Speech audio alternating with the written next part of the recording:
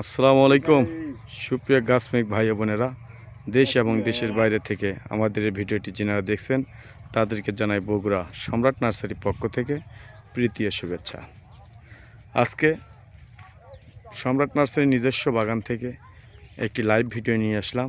দেখতেই পাচ্ছেন China three লেচুর চারা দেখেন জিও ব্যাগে সেট আপ করা আছে, কিন্তু ওই চারাগুলো শহরের বাড়িতে যেমন ছাদের ওপরে আপনি চারাগুলো সুন্দরভাবে এক কোণাতে লাগিয়ে ফলন খাইতে পারেন। এমন খালি চায়না থ্রি না, বিভিন্ন প্রকার চারা আমাদের কাছে আছে। যে চারা লাগবে আপনারা আমাদের সাথে যোগাযোগ করবেন। আমরা ইনশাল্লাহ যেটা কথা বলবো সেই চারাটাই সেই জাতটাই নির্বাচন করে ইনশাল্লাহ দেব।